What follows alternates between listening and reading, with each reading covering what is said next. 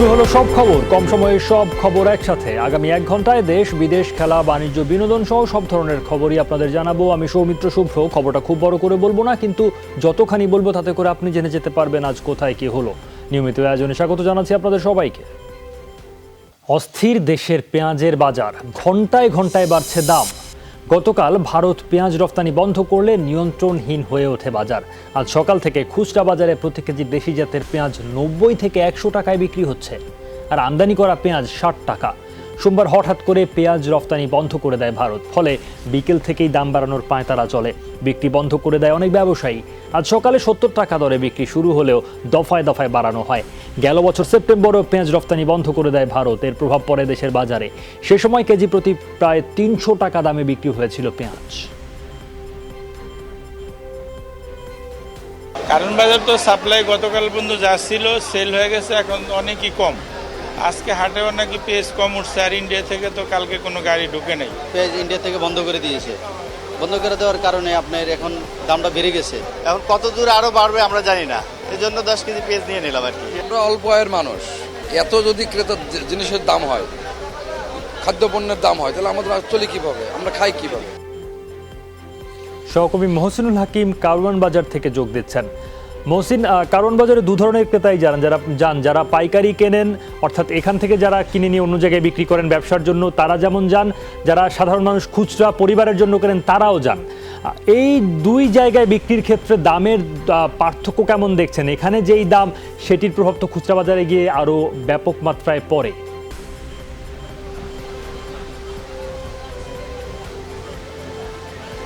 ধন্যবাদ সৌমিত্র। কারওয়ান বাজারে যতটুকু ঘুরে দেখলাম আমি, সেটি হচ্ছে যে যেখানে পাইকারি আড়ত, এই মুহূর্তে আমি পাইকারি আড়তেই দাঁড়ানো রয়েছে, যেখানে কিনা ব্যবসায়ীরাও আসছেন, খুচরা যারা বিক্রি করবেন তারাও পেঁয়াজ কিনতে এসছেন, একই সঙ্গে সাধারণ ক্রেতারাও আসছেন। আসলে এরকম সময় এসে যখন কোনো পণ্যের দাম বেড়ে যাচ্ছে, বেড়ে যায় কিংবা বেড়ে যাওয়ার শঙ্কা হয়, তখন একটা হুড়োহুড়ি পড়ে, এবং সেই চাপটি এই মুহূর্তে আমি দেখতে পাচ্ছি কারওয়ান বাজারের পাইকারি যে পেঁয়াজের পাইকারি আড়তে। এখনকার এই মুহূর্তের দাম যদি বলি, তাহলে হচ্ছে যে বাইরের যেটি আমদানি করা পেঁয়াজ, সেটির দাম 65 টাকা কেজি যাচ্ছে পাইকারি দর, এবং যেটি দেশি পেঁয়াজ সেটি এই মুহূর্তে 90 টাকা দর যাচ্ছে। এবং এখানকার পাইকারি ব্যবসায়ীরা যারা রয়েছেন তারা বলছেন যে ভারত থেকে পেঁয়াজ আমদানির বিষয়টির সুরাহা না হলে এই দামটি নিয়ন্ত্রণে রাখা সম্ভব হবে না, অথবা কঠিন হয়ে পড়বে। এই মুহূর্তে যেহেতু গতকাল থেকে এই সংকটটি শুরু হয়েছে, এবং সেই সুযোগটি অনেক ব্যবসায়ী, কিছু অসাধু ব্যবসায়ী নেওয়ার চেষ্টা করে, তো সেই জায়গাটি নিয়ন্ত্রণে না নিতে পারলে গেলবারের মতো এই দফাতেও পেঁয়াজ নিয়ে মহাসংকটে পড়তে পারে এদেশের মানুষ। বুঝতে পারছি মহসিন, অর্থাৎ এখনও আসলে ওই অর্থে তত মাত্রায় সংকট নয়, কারণ বিভিন্ন জায়গা থেকে বলা হচ্ছে যে পেঁয়াজের যে মজুদ রয়েছে তাতে নতুন করে দাম বৃদ্ধির হয়তো প্রয়োজনই হবে না। আপনাকে ধন্যবাদ জানাচ্ছি মহসিন। শরীফুল ইসলাম খান আমাদের সঙ্গে যোগ দিচ্ছেন প্রগতি সরণের একটি কাঁচা বাজার থেকে। শরীফ, পাইকারি বাজারে দামের খবর শুনছিলাম মাত্র সহকর্মী মহসিন হাকিমের কাছ থেকে। আমি বলছিলাম মাত্রই দর্শকদের 60 টাকা কেজিতে পেঁয়াজ যেটি আমদানি করা, মহসিন বললেন 65 টাকা, অর্থাৎ কয়েক মিনিটের ব্যবধানে 5 টাকার দাম যেন বেড়ে গেল। সাধারণ মানুষকে নিশ্চয়ই আরও বেশি এই জায়গাটিতে ভোগান্তিতে পড়তে হচ্ছে, বরং আমি এক ধরনের শঙ্কাও পোষণ করি শরীফ, যে আমরা যখন বলছি বারংবার দাম বাড়ছে, মানুষ আরও বেশি না আসলে তার জন্য উদ্গ্রীব হয়ে বাজারে ছুটে যান যে আগে কিনে মজুত করে ফেলতে হবে। এই প্রবণতাও দেখছেন কিনা এই খুচরা বাজারগুলোতে?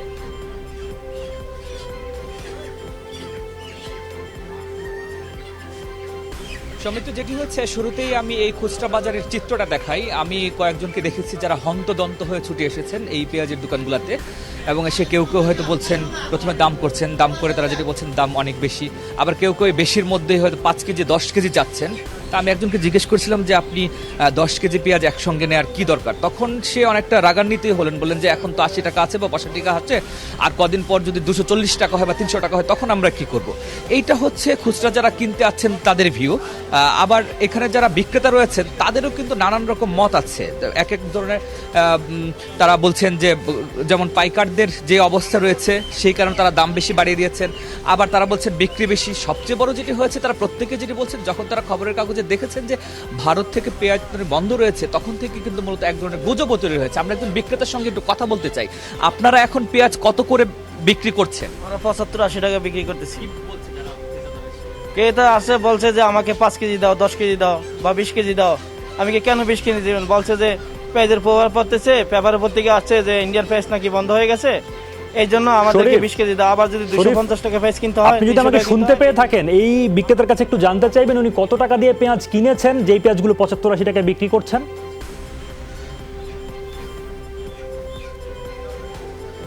সৌমিত্র, আমি সেই প্রশ্নটাই করতাম, আমাকে একটু নিশ্চয়ই সময় দিবেন আপনি। যে প্রশ্নটা আমি আপনাকে করার জন্য প্রিপারেশন নিচ্ছিলাম সেটা হচ্ছে যে আপনি তো আজকে বিক্রি করছেন 80 টাকা, কিন্তু আপনারা কত করে কিনেছেন এই পেঁয়াজ?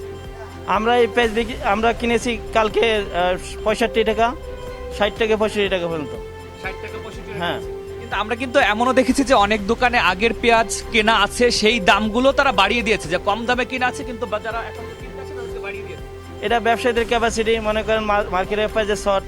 এখন ভাই আরো ফোন দিছি মতন বলছে যে পেঁয়াজ 70 টাকা 80 টাকা নিচে কিনা যাবে না, এই জন্য আমরা ব্যবসায়ী ছোট ক্ষুদ্র ব্যবসায়ীরা বাড়িয়ে দিয়েছি। সৌমিত্র, আপনি শুনছিলেন তার বক্তব্য। যেটি হয়েছে যে এক ধরনের ব্যবসা তো রয়েছেই, তারপরও যেটি হয়েছে যারা খুচরা ক্রেতা তারা কিন্তু এক ধরনের অস্বস্তির মধ্যে রয়েছে এই পেঁয়াজের দামকে ঘিরে। বলা যায় যে অনেকটা গুজবও কাজ করছে কারো কারোর মধ্যে। সৌমিত্র, বুঝতেই পারছি, অর্থাৎ সব দিক থেকেই সবার মধ্যে যেই অস্থিরতা এবং সংকট নিয়ে যে শঙ্কা, সেই শঙ্কা আরও বেশি বেগবান করছে এই পেঁয়াজ বাজারের যে মূল্যস্ফীতি সেটিকে। শরীফ, আপনাকে ধন্যবাদ। এদিকে পেঁয়াজ বাজারে অভিযানে নেমেছে ভোক্তা অধিকার সংরক্ষণ অধিদপ্তর। সকালে কারওয়ান বাজারে অভিযান চালিয়ে 2 ব্যবসায়ীকে 8,000 টাকা জরিমানা করা হয়েছে। এই 2 ব্যবসায়ী মূল্য তালিকার চেয়ে বেশি দামে পেঁয়াজ বিক্রি করছিলেন। ভোক্তা অধিকার সংরক্ষণ অধিদপ্তরের উপপরিচালক বিকাশ চন্দ্র দাস বলেন, তাদের 6টি টিম রাজধানীর বিভিন্ন বাজারে অভিযান চালাচ্ছে। অনিয়ম দেখলে আইনি ব্যবস্থা নেওয়া হচ্ছে, করা হচ্ছে আর্থিক জরিমানা।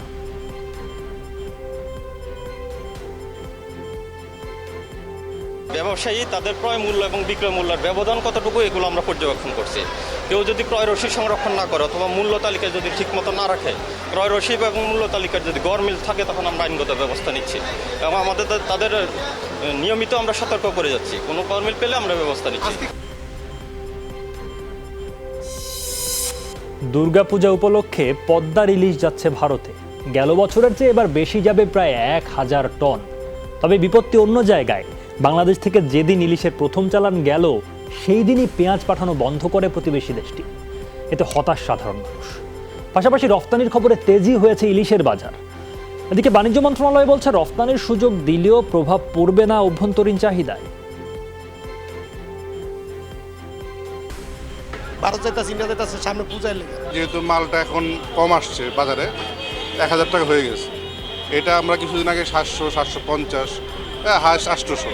আর ইলিশ মাছের প্রতি চাহিদা বাংলাদেশও আছে, সুতরাং এই দেশের লোক মানে না খাওয়া আমরা অনেক পারে কেনা দিব। উনি যদি ইলিশ মাছ দিতে পারেন, উনি কেন টেলিফোন করে বলতে পারেন না যে কেন আপনি পেঁয়াজ রপ্তানি বন্ধ করলেন? মাছের চাহিদা বেশি, কিন্তু এইটা মাছটা কম, একেবারেই কম। এখানে দাম বেশি, কেজির উপরে চাইছে 800-900 টাকা কেজি। আর এটা যেটা দেওয়া হচ্ছে আসলে এটা রেগুলার এক্সপোর্ট বলে নয়, এত সামান্য কোয়ান্টিটি তো এক্সপোর্টের বড় রেগুলার হয় না। এটা দুর্গাপূজার আগে আমাদের এখানে উৎপাদনও বেড়েছে, ধরাও পড়ছে মাছ, সেজন্য আমরা একটা টোকেন গত বছরও দিয়েছিলাম, এবারও দিয়েছি।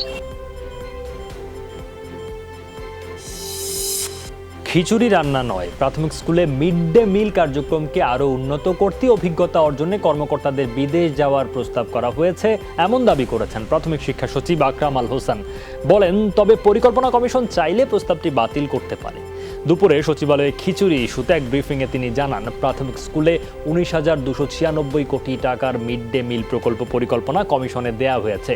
তাতে 3 দিন বিস্কুট আর 3 দিন খিচুড়ি বা রান্না করা খাবারের ব্যবস্থার প্রস্তাব করা হয়। এই বিষয়ে দক্ষতা বৃদ্ধি ও কার্যক্রমটি সুষ্ঠুভাবে সম্পন্নের জন্য 1000 জনকে অভিজ্ঞতা অর্জনের জন্য বিদেশ পাঠানোর প্রস্তাব করা হয়েছে। এটা পরিকল্পনা কমিশন যাচাই বাছাই করে একনেকে পাঠাবে আর অনুমোদন পেলেই কার্যকর করা হবে।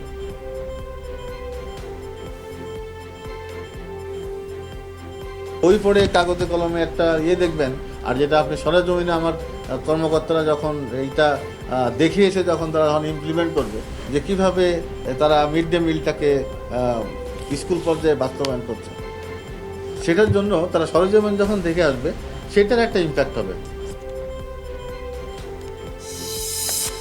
খিচুড়ি রান্না শেখা সহ প্রশিক্ষণের নামে বিদেশ ভ্রমণ করে জনগণের টাকা লুট করা হচ্ছে, এমন অভিযোগ করেছেন বিএনপির সিনিয়র যুগ্ম মহাসচিব রুহুল কবির রিজভী আহমেদ। বলেন, এমন তামাশা শুধু এই সরকারের পক্ষেই সম্ভব।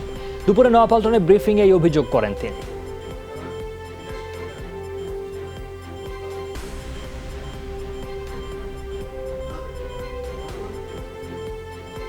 খিচুড়ি রান্না প্রশিক্ষণের জন্য সরকারি কর্মকর্তাদের বিদেশে পাঠানো হচ্ছে।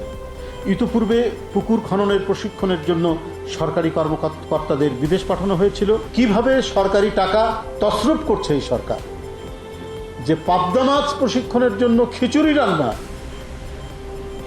এটার জন্য প্রশিক্ষণ লাগে? কি তামাশা তারা শুরু করেছে। করোনা পরিস্থিতিতে চলতি বছরের 25 মার্চ যাদের বয়স 30 বছর পূর্ণ হয়েছে তারা আগস্ট পরবর্তী সময়ের নিয়োগ বিজ্ঞপ্তিতে আবেদনের সুযোগ পাবেন। জনপ্রশাসন মন্ত্রণালয় থেকে এই তথ্য নিশ্চিত করা হয়েছে। দেশে করোনার বিস্তার রোধে 26 মার্চ থেকে টানা 66 দিন সাধারণ ছুটির মধ্যে কোনো নিয়োগ বিজ্ঞপ্তি প্রকাশ করেনি সরকারি কর্ম কমিশন। তার আগে গত ডিসেম্বর থেকে চাকরিতে নিয়োগের নতুন কোনো বিজ্ঞপ্তিও দেয়নি কমিশন। তবে 30 মে সাধারণ ছুটি শেষে জুনের প্রথম সপ্তাহে নন ক্যাডারে বেশ কয়েকটি নিয়োগ বিজ্ঞপ্তি প্রকাশ করেছে পিএসসি। সেখানে বয়সের সর্বোচ্চ সীমা 30 বছর নির্ধারণ করে দেওয়া হয়েছে গত 1 জুন পর্যন্ত।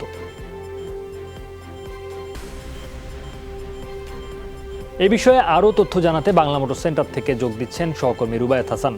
রুবায়েত, জনপ্রশাসন মন্ত্রণালয়ের প্রজ্ঞাপনে আর কি বলা হয়েছে একটু বিস্তারিত জানাবেন?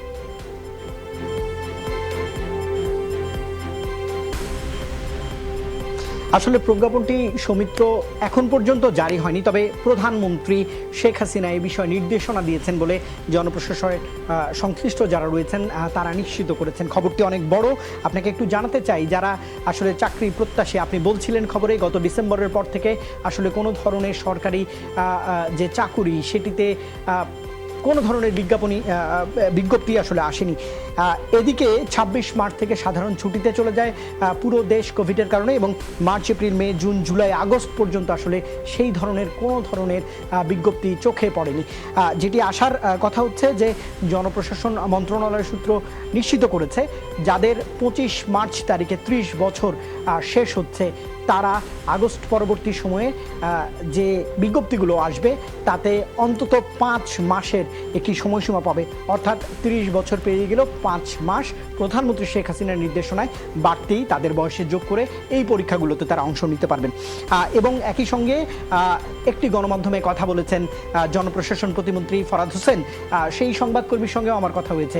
তিনি যেমনটা বলছিলেন যে ক্ষতিগ্রস্তদের বিষয়ে অনেক দিন ধরেই প্রধানমন্ত্রীর কাছে তিনি কথা বলবার চেষ্টা করছিলেন। জনপ্রশাসন মন্ত্রী নিশ্চিত করেছেন সেই সংবাদকর্মীকে যে প্রধানমন্ত্রী তেমনই নির্দেশনা দিয়েছেন, বলেছেন যে যারা ক্ষতিগ্রস্ত হয়েছে তাদের কথা বিবেচনা করে কোভিড পরিস্থিতির কারণে তাদের যেন 5 মাস বয়স ছাড় দেয়া হয়। আর প্রধানমন্ত্রীর দপ্তরে এটি অনুমোদিত হয়েছে, সেই সূত্রটি নিশ্চিত করেছে, অর্থাৎ যে কোনো সময় এ বিষয়ে প্রজ্ঞাপন হতে পারে। সৌমিত্র, আপনাকে ধন্যবাদ রুবায়েত। স্ব প্রতিষ্ঠানের মূল্যায়নের মাধ্যমে জেএসসি ও জেডিসি পরীক্ষার্থীদের নবম শ্রেণীতে উত্তীর্ণ করার নির্দেশ দিয়েছে মাধ্যমিক ও উচ্চশিক্ষা অধিদপ্তর। করোনার কারণে এবছর জেএসসি জেডিসি পরীক্ষা অনুষ্ঠিত হবে না।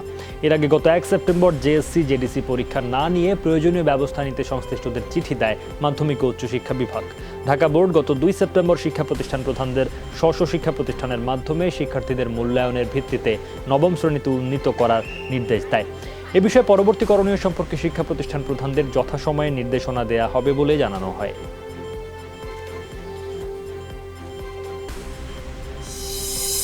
বুয়েট শিক্ষার্থী আবরার ফাহাদ হত্যা মামলার বিচার শুরু হলো। আজ 25 আসামির বিরুদ্ধে অভিযোগ গঠন করেছে আদালত। 20 সেপ্টেম্বর থেকে শুরু হবে সাক্ষ্য গ্রহণ। ঢাকার দ্রুত বিচার ট্রাইব্যুনাল 1-এর বিচারক আবু জাফর মাহমুদ কামরুজ্জামানের আদালতে অভিযোগ গঠন করা হয়। গত 2 সেপ্টেম্বর 25 আসামির বিরুদ্ধে চার্জ গঠনের আবেদন করে রাষ্ট্রপক্ষ। আলোচিত এই মামলায় ছাত্রলীগের বহিষ্কৃত নেতা সহ 22 আসামি কারাগারে আছেন, 3 জন পলাতক। 8 জন আগেই আদালতে স্বীকারোক্তিমূলক জবানবন্দি দিয়েছেন। 2019 সালের 6 অক্টোবর রাতে বুয়েটের শেরে বাংলা হলের 2011 নম্বর কক্ষে আবরার ফাহাদকে পিটিয়ে হত্যা করা হয়। পরে তার বাবা বাদী হয়ে হত্যা মামলাটি দায়ের করেন।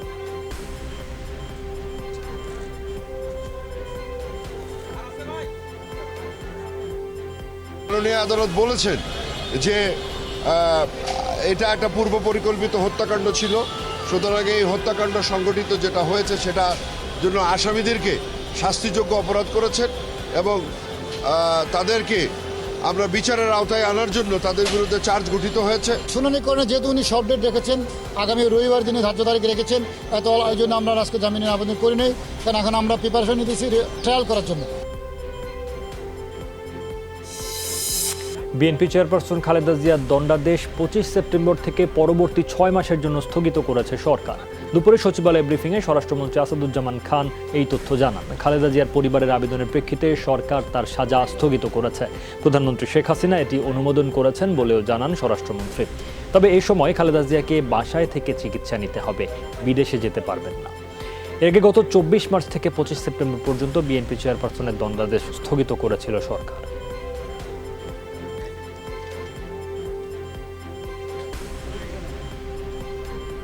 মাননীয় প্রধানমন্ত্রী সদাশয় বিবেচনা করেছেন যে আগে আরও 6 মাস যেই মেয়াদকাল আরও 6 মাস বৃদ্ধি করে দিয়েছেন এবং আগের যে কন্ডিশন সেই কন্ডিশনগুলো বহাল রেখে ঢাকাস্থ নিজ বাসায় থেকে চিকিৎসা সেবা গ্রহণ করবেন।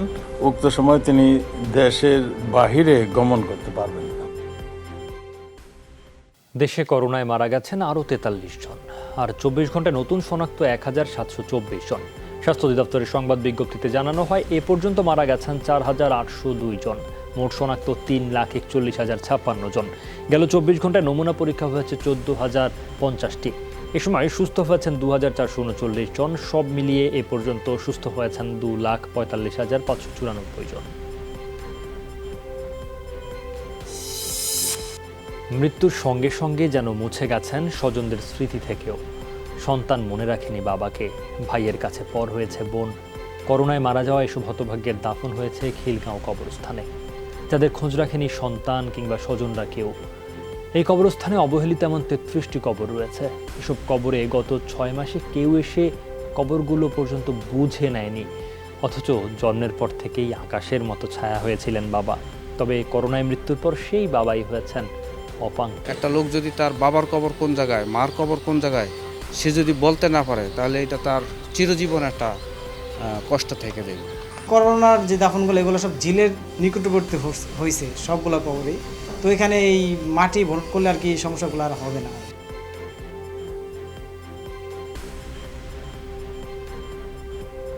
চব্বিশ ঘন্টায় বিশ্বজুড়ে আরও 4,300 মানুষের প্রাণ কেড়ে নিল করোনা ভাইরাস। নতুন শনাক্ত 2,40,000-এর বেশি। কয়েকদিন ধরে সর্বোচ্চ সংক্রমণ ও মৃত্যু ভারতেই। সোমবার 1,000-এর বেশি প্রাণহানি রেকর্ড হওয়ায় দেশটিতে মৃতের সংখ্যা 81,000 ছুঁই। 82,000 নতুন সংক্রমণ শনাক্তে মোট আক্রান্ত 49,27,000। একদিনে 450 করে মৃত্যু রেকর্ড করেছে ব্রাজিল যুক্তরাষ্ট্র। যুক্তরাষ্ট্রে মৃতের সংখ্যা বেড়ে 1,99,000-এর মতো, আক্রান্ত 67 লাখ।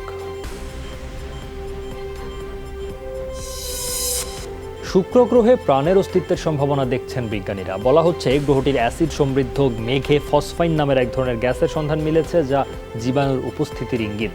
সম্ভাব্য এই প্রাণের উপস্থিতির কোনো নির্দিষ্ট রূপ নিশ্চিত করতে পারেননি গবেষকরা। তবে পৃথিবীতে গ্যাসটি উৎপাদন করে অক্সিজেনবিহীন পরিবেশে টিকে থাকতে সক্ষম এক ধরনের bacteria.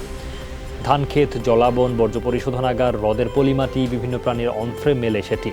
হাওয়াইতে James clerk Maxwell telescope ব্যবহার করে শুক্রের বুকে প্রথম ফসফাইন শনাক্ত করেন আন্তর্জাতিক গবেষক দল। পরে চিলির আলমা রেডিও টেলিস্কোপ বিষয়টি নিশ্চিত করে।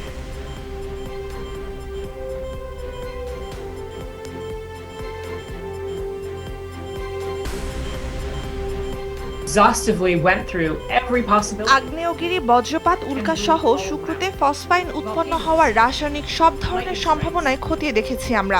কোনোটি যৌক্তিক মনে হয়নি। হয় রসায়নের এমন কোনো বিক্রিয়া এটি তৈরি হয়েছে যা আমরা এখনো আবিষ্কার করতে পারিনি, অথবা যেটা বেশি যৌক্তিক বলে মনে হচ্ছে, শুক্র গ্রহে প্রাণের অস্তিত্ব আছে। দেশীয় মাছ ও শামুক সংরক্ষণের উদ্যোগ নিয়েছে সরকার। এর আওতায় তৈরি হবে নতুন অভয়াশ্রম। মাছের উৎপাদন বাড়বে 16 ভাগ। এই সংক্রান্ত 202 কোটি টাকার প্রকল্প অনুমোদন দিয়েছে জাতীয় অর্থনৈতিক পরিষদের নির্বাহী কমিটি একনেক সভায়। বাস্তবায়ন করবে মৎস্য অধিদপ্তর। সকালে ভিডিও কনফারেন্সে একনেক সভায় সভাপতিত্ব করেন প্রধানমন্ত্রী শেখ হাসিনা। সভায় মোট 4টি প্রকল্প অনুমোদন দেওয়া হয়। এসব প্রকল্প বাস্তবায়নে খরচ হবে 534 কোটি টাকা।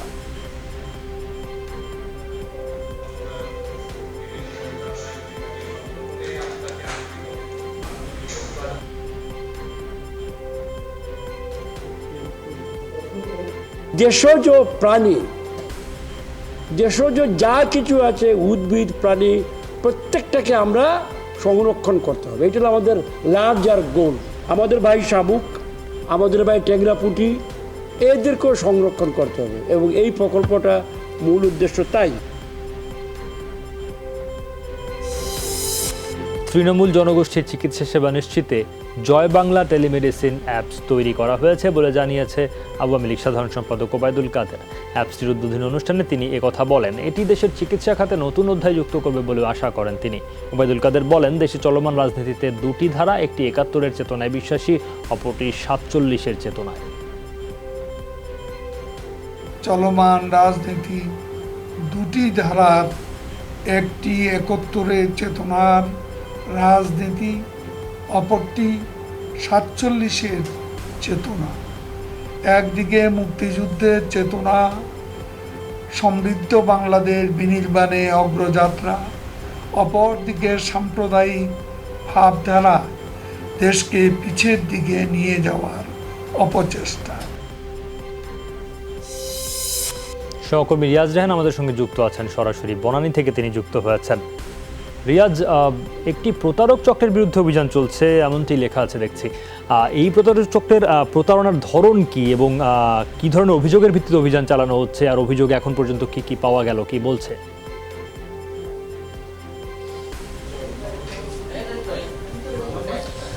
সৌমিত্র, এইটি মূলত বিদেশের শিক্ষার্থী পাঠানোর নামে তারা যে প্রচারণা সেটি করে আসছে এবং র্যাব যেটা জানিয়েছে যে এই প্রতিষ্ঠানের ট্রেড লাইসেন্স রয়েছে বটে, কিন্তু তাদের যে লাইসেন্স মূলত সেই রিক্রুটিং লাইসেন্স, সেই লাইসেন্সটি তাদের কোনো ধরনের নাই এবং কোনো বৈধ কোনো কাগজপত্র তাদের নেই। এখানে বেশ কয়েকজন ভিকটিমকে আমরা পেয়েছি যারা মূলত এই প্রতিষ্ঠানের মাধ্যমে বিদেশ যাওয়ার জন্য বা পড়াশোনার জন্য বিদেশে যাওয়ার প্রস্তুতি নিচ্ছিলেন, কিন্তু র্যাব যেটি বলছে যে তাদের একেবারেই কোনো ধরনের বৈধ কোনো কাগজপত্র ছাড়াই তাদেরকে পাঠানোর প্রচেষ্টা চালানো হচ্ছিল। সেই অভিযোগের ভিত্তিতে এখানে অভিযান পরিচালনা করা হয়েছে। পাশাপাশি এখানে যারা এই প্রতিষ্ঠানের মালিক, ড্রিম কনসালটেন্সি নামের যে প্রতিষ্ঠান, সেই প্রতিষ্ঠানের যে মালিক, তাদেরকেও এখানে আটক করা হয়েছে। এটি একটি বলতে গেলে আসলে দীর্ঘদিন ধরে যে ধরনের প্রচারণাগুলো চলে আসছে, বিদেশে শিক্ষার্থী এবং বিদেশে কর্মী পাঠানোর নামে যে প্রচারণা, সেটিরই একটি অংশ বলে মনে করছে র্যাব, যে ভ্রাম্যমাণ অভিযান পরিচালনা করছে। ভ্রাম্যমাণ অভিযানিক দলের নেতৃত্ব যিনি দিচ্ছেন ম্যাজিস্ট্রেট পলাশ কুমার বসু। আর এর আগে আরেকটি অভিযান পরিচালনা করা হয়েছে বনানীতে ৮৬ নাম্বার হোল্ডিং নাম্বার ৮৬-তে ফাতেমা ওভারসিজ নামের একটি ওভারসিজ বিদেশে কর্মী প্রেরণকারী প্রতিষ্ঠানে। সেখানে যেটি হয়েছে, একজন ভিকটিম পাওয়া গেছে যাকে মূলত সৌদি আরব পাঠানোর কথা ছিল। সেই সৌদি আরব পাঠানোর নাম করে দুবাইতে পাঠিয়ে দেওয়া হয়েছিল এবং কোনো ধরনের তাকে সহায়তা দেয়নি, আইনি সহায়তা থেকে শুরু করে কোনো ধরনের সহায়তা পাননি এবং তিনি অনেকবার ধর্ণা দেওয়ার পরেও এই প্রতিষ্ঠান থেকে কোনো ধরনের সহযোগিতা না পেয়ে নানা ধরনের নির্যাতনের, শারীরিক এবং মানসিক নির্যাতনের শিকার হয়েছিলেন। তিনি তার সেই নির্যাতনের বর্ণনা দিয়েছেন। র্যাব বলছে যে তাদেরকে কিভাবে ঠিক বিদেশে পাচার করা হয়েছিল এবং কোন কোন শর্তের ভিত্তিতে নেওয়া হয়েছিল, সেই শর্তগুলো ভঙ্গ হয়েছে, অধিকাংশ শর্ত তারা ভঙ্গ করেছে। সেই কারণেই প্রতিষ্ঠানটির মালিক সহ দুজনকে আটক করা হয়েছে এর আগে। আর এখানে এখন 7 জন ভিকটিম রয়েছে। পাশাপাশি এখানে প্রতিষ্ঠানের যে মালিক, তারাও এখানে আটক আছে র্যাবের হাতে। বুঝতে পারছি, আপনাকে ধন্যবাদ রিয়াজ। শহর জুড়ে আলো ঝলকানো বিলবোর্ড, সাইনবোর্ড আর বিজ্ঞাপনের ছড়াছড়ি, কিন্তু ঢাকা উত্তর সিটির দাবি মাত্র 13টি এলইডি লাইট বোর্ডের অনুমোদন দিয়েছে ডিএনসিসি। তাই অবৈধ বিলবোর্ড, সাইনবোর্ড উচ্ছেদ শুরু করেছে ঢাকা উত্তর সিটি কর্পোরেশন। সকালে গুলশান, বনানী ও প্রগতি সরণিতে এমন বেশ কিছু স্থাপনা গুঁড়িয়ে দেওয়া হয়েছে। উত্তর সিটির মেয়র জানিয়েছেন, আগেই পত্রিকায় বিজ্ঞাপন দিয়ে জানানো হয়েছে নিয়মের মধ্যে না এলে উচ্ছেদ করা হবে। আবার বেশিরভাগ প্রতিষ্ঠানের নাম ফলকেও মানা হয়নি নিয়ম। ছোট বোর্ডের অনুমোদন নিয়ে বসানো হয়েছে বড় বিলবোর্ড।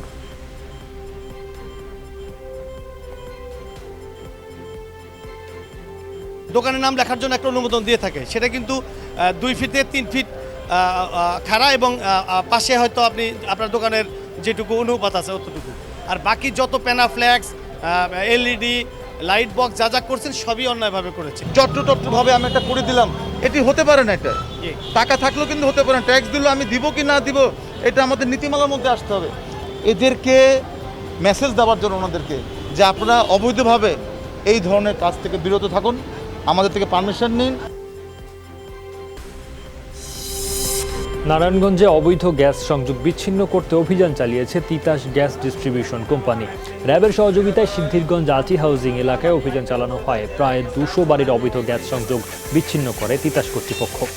অভিযোগ রয়েছে নারায়ণগঞ্জে 2 লাখেরও বেশি অবৈধ সংযোগ রয়েছে। স্থানীয় প্রভাবশালী ব্যক্তি ও তিতাসের অসাধু কর্মকর্তা কর্মচারীদের যোগসাজশে এসব গ্যাস সংযোগ দেয়া হয়।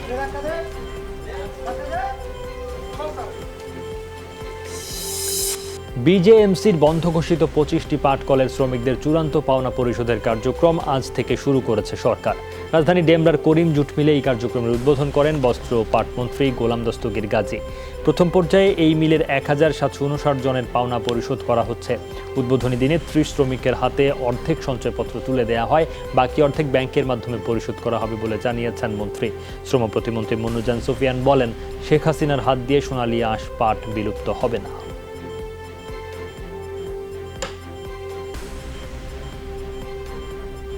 লাভজনক করতে হলে নতুন নতুন মেশিন আনতে হবে, আধুনিকরণ করতে হবে, কম বিদ্যুতে বেশি প্রোডাকশন হবে, একটি মেশিন দিয়ে 3টা মেশিন চলবে, এই ধরনের প্রযুক্তি আমাদের চলে আসছে। সেই প্রযুক্তি ফলো করে আমরা আগামীতে নতুন নতুন মিলগুলো আমরা আধুনিকরণ করে আমরা সেগুলো চালু করার ব্যবস্থা করবো। জাতির পিতার কন্যা চটকল বন্ধ করতে পারেন না। পাটকে রক্ষা করার জন্য তিনিও বঙ্গবন্ধুর মতো নিজের জীবন দিতে তিনি প্রস্তুত। নিয়ম বহির্ভূতভাবে পেনশন আটকে রাখার অভিযোগে রাজশাহী বিশ্ববিদ্যালয়ের উপাচার্য অধ্যাপক আব্দুস সোবহান সহ 6 জনের বিরুদ্ধে আদালতে মামলা হয়েছে। আগামী 19 অক্টোবর আসামিদের হাজির হতে সমন জারি করেছেন বিচারক। দুপুরে রাজশাহী যুগ্ম জেলা জজ আদালতে মামলা করেন বিশ্ববিদ্যালয় পরিচালিত শেখ রাসেল মডেল স্কুলের সাবেক অধ্যক্ষ মোমেনা জিনাত। মামলার আসামিদের মধ্যে রয়েছেন বিশ্ববিদ্যালয়ের রেজিস্ট্রার, কোষাধ্যক্ষ, শেখ রাসেল স্কুলের বর্তমান সভাপতি ও অধ্যক্ষ। করোনার দীর্ঘ বিরতির পর চমক নিয়ে মাঠে ফিরতে মুখিয়ে আছেন তাইজুল ইসলাম। লকডাউনের এই দীর্ঘ সময়ে বোলিং অ্যাকশন নিয়ে কাজ করেছেন ড্যানিয়েল ভেট্টোরির পরামর্শ মেনে। স্পেলটা আরও লম্বা করতে অল্প কিছু পরিবর্তন এনেছেন তাতে। এখন তাইজুলের টার্গেট জাতীয় দলের হয়ে 3 ফরম্যাটের ক্রিকেটেই নিয়মিত খেলা। ওই অ্যাকশনটাতে 3 ফরম্যাটটা কন্টিনিউ করাটা ডিফিকাল্ট ছিল, ভেরিয়েশনের মাত্রাটা একটু কম ছিল আর কি। তো আমার এখন নিউ অ্যাকশনটা যেটা হয়েছে, ভিক্টরির সাথে কথা বলছে, যেটা বলছে সে বলছে যে তুমি একই রকম বল করে হয়তো বা প্রত্যেকটা মানে ফরম্যাটই খেলতে পারবা, মানে শরীরের সাথে অ্যাকশনটা এখন মানে অ্যাডজাস্ট হয়ে গেছে। তো আমার এখন 2 আওয়ার্স বোলিং করতেও কোনো সমস্যা হচ্ছে না। ইতিমধ্যে আমি ফলাফলও পাচ্ছি ব্যাটসম্যানদেরকে বল করে, বা আমি ভেরিয়েশনগুলো করতে আমাকে হেল্প করতেছে। এবার বিলিয়নিয়ার মেসি ক্রিস্টিয়ানো রোনালদোর পর দ্বিতীয় ফুটবলার হিসেবে $100 কোটি মালিক হলেন তিনি। এই মাইলফলক ছোঁয়ার পাশাপাশি 2020 সালে সেরা উপার্জনকারী ফুটবলারও ML10। এই বছর তার আয় দাঁড়িয়েছে $126 মিলিয়ন। দ্বিতীয় সেরা ক্রিস্টিয়ানো রোনালদোর আয় 117 মিলিয়ন। এমন তথ্য প্রকাশ করেছে বিখ্যাত বিজনেস ম্যাগাজিন ফোর্বস। বার্সেলোনা সভাপতি বার্তামেউর সাথে দ্বন্দ্বের পর শেষ পর্যন্ত বার্সেলোনা ছাড়তে না পারলেও আর্থিকভাবে ক্ষতিগ্রস্ত হন লিওনেল মেসি। বরং মেসির দলবদলের 10 দিনের যুদ্ধে সামাজিক যোগাযোগ মাধ্যম, গণমাধ্যম সবকিছুর কেন্দ্রে থেকে মেসির আয় বেড়েছে অনেকাংশে। ফেসবুক, টুইটার, ইনস্টাগ্রামে মেসির ফলোয়ার বেড়েছে লাখ লাখ।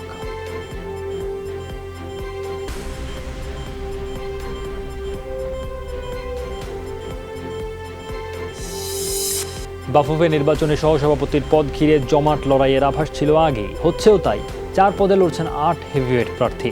জয় নিয়ে নিশ্চিত নন কেউই, তবে এই লড়াইয়ের আকর্ষণের কেন্দ্রে আছেন প্রথমবারের মতো বাফুফের নির্বাচনে অংশ নেওয়া আতাউর রহমান মানিক, আবদুল্লাহ আল ফুয়াদ।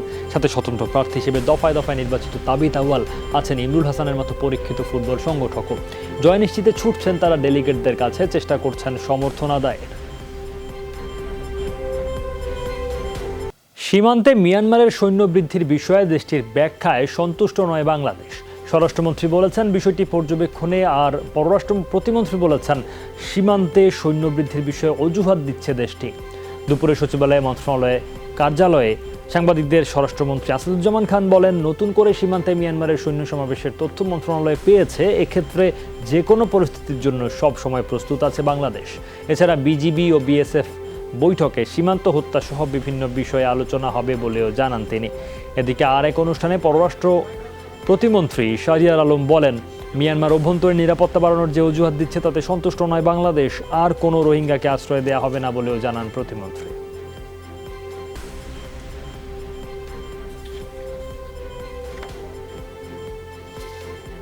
আমরা তো পরিস্থিতি পর্যবেক্ষণ করছি। আর একটা জিনিস আমি সবসময় বলেছি, আমরা সবসময়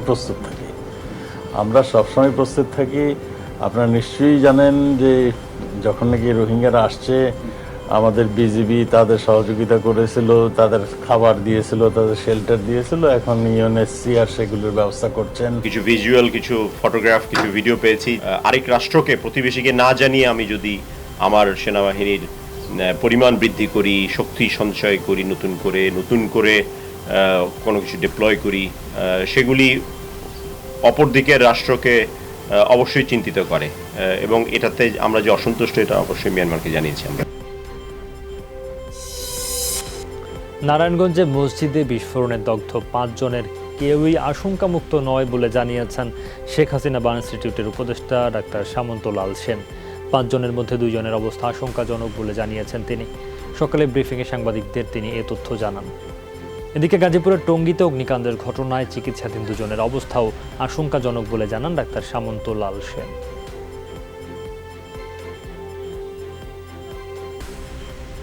নারায়ণগঞ্জের যে 5 জন রোগী আমাদের এখানে আছে, তারা আইসিইউতে সবাই ভর্তি এবং তারা কেউই যে আশঙ্কা মুক্ত সেটা আমি বলবো না।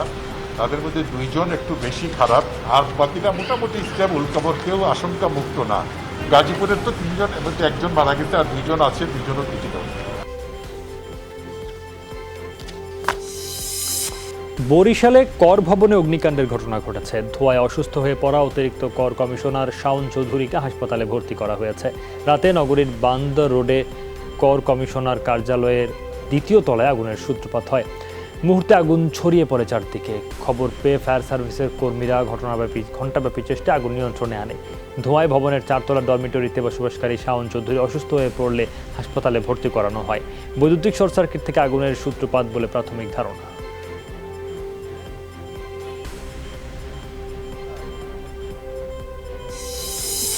রাজধানীর সবুজবাগে গতরাতে দারোয়ানের ছুরিকাঘাতে এক গৃহবধূ খুন হয়েছেন। চুরি করতে ঘরে ঢোকা দেখে ফেলা এক গৃহবধূকে খুন করেছে বলে স্বীকার করেছে পাশের বাসারই দারোয়ান মনির। তবে অন্য কোনো কারণ আছে কিনা খতিয়ে দেখছে পুলিশ।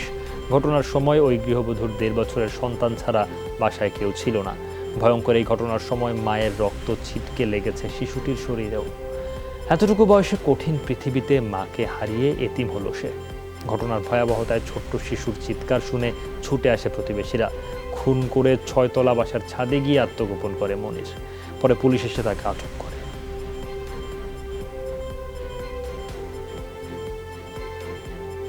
বিভিন্ন জায়গায় মানে আঘাত করছে, দৌড়ে বিভিন্ন রুমে রক্ত পড়া ছিল, বিভিন্ন জায়গায় রক্ত পাওয়া গেছে, ব্লিডিং হয়েছে, অনেক জায়গায় ব্লিডিংটা সারা ঘরের ভিতরেই হয়েছে।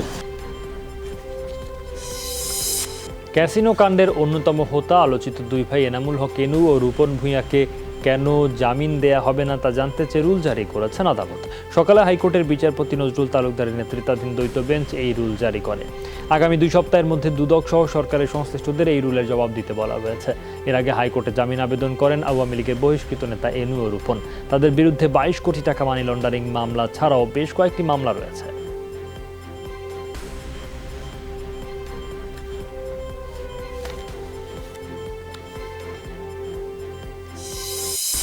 খুলনার তেরোখাদা উপজেলায় শিশু ধর্ষণ মামলায় আদালতে স্বীকারোক্তিমূলক জবানবন্দি দিয়েছে গ্রেফতারকৃত পুলিশ কনস্টেবল রেজাউল শিকদার।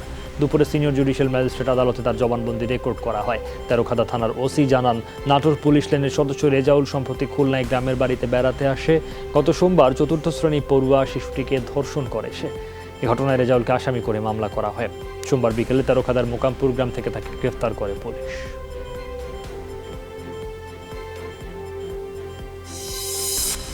টাঙ্গাইলে বৈদ্যুতিক ট্রান্সফরমারের ভেতর থেকে ফেন্সিডিল সহ 2 জনকে আটক করেছে র্যাব। আটককৃতরা হলো মিজান ও শফিক নামে 2 মাদক ব্যবসায়ী। দুপুরে শহরের রাবনা বাইপাস এলাকায় এই ঘটনা ঘটে। র্যাব জানায়, গোপন সংবাদের ভিত্তিতে ঢাকা টাঙ্গাইল মহাসড়ক অভিযান চালানো হয়। এ সময় একটি পিকআপ ভ্যানে থাকা ট্রান্সফরমারের ভেতর থেকে 520টি ফেন্সিডিলের বোতল উদ্ধার করা হয়। জব্দ করা হয় পিকআপ ভ্যানও।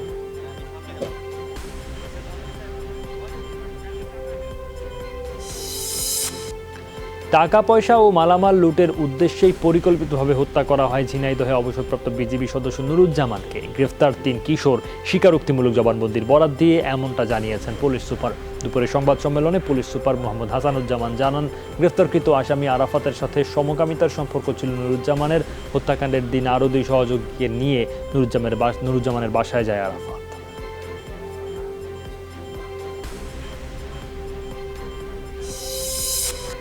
চীন অনুপ্রবেশের যে চেষ্টা চালিয়েছে সেটা দ্বিপাক্ষিক চুক্তির লঙ্ঘন, পাল্টা ও কড়া জবাব দিতে প্রস্তুত ভারতও।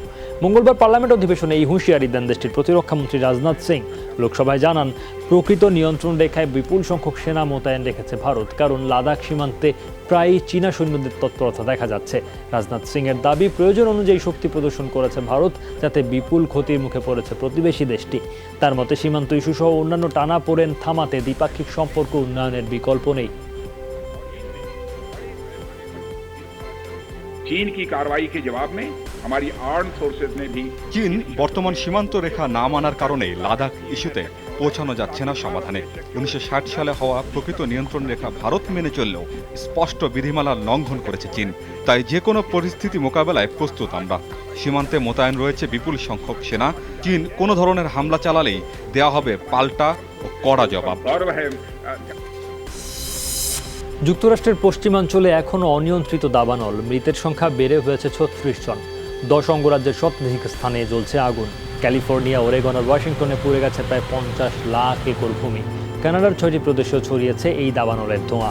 সোমবার বিপর্যস্ত ক্যালিফোর্নিয়ায় বেশ কয়েকজন ন্যাশনাল গার্ড সদস্যকে পুরস্কৃত করেন প্রেসিডেন্ট ডোনাল্ড ট্রাম্প। এদিকে ব্রাজিলের অ্যামাজনে দাবানলে পুড়ছে হাজার হাজার মাইল বনভূমি। স্পেনের উত্তরাঞ্চলে দাবানলে পুড়ে গেছে প্রায় 7,000 হেক্টর এলাকা।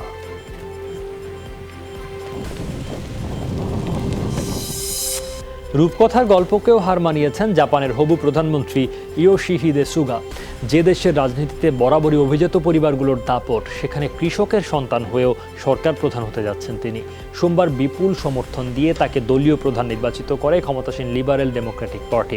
বুধবার পার্লামেন্টে হবে জাপানের প্রধানমন্ত্রী নির্বাচনের ভোটাভুটি। দলের নিরঙ্কুশ সংখ্যাগরিষ্ঠতা থাকায় যা সুগার জন্য কেবলই আনুষ্ঠানিকতা। রাজনৈতিক বিশ্লেষকদের বক্তব্য, অস্থির সময়ে শিনজো আবের কাছ থেকে দায়িত্ব বুঝে নিচ্ছেন সুগা। শুরু থেকেই চ্যালেঞ্জ মোকাবেলা করতে হবে তাকে। ফিনল্যান্ডের রাতের আকাশে দেখা মিলল নর্দার্ন লাইটস খ্যাত অপরূপ এই মেরুপ্রভার। সোমবার আর্কটিকের ল্যাপল্যান্ড অঞ্চলে কয়েক ঘন্টা ধরে চলে উজ্জ্বল নীলচে সবুজ আলোর খেলা। সূর্য থেকে পৃথিবীর বায়ুমণ্ডলে বৈদ্যুতিক কণার প্রবেশের ফলে সেপ্টেম্বর জুড়ে উত্তর গোলার্ধে দেখা মেলে বর্ণালী এই আলোক ছটা।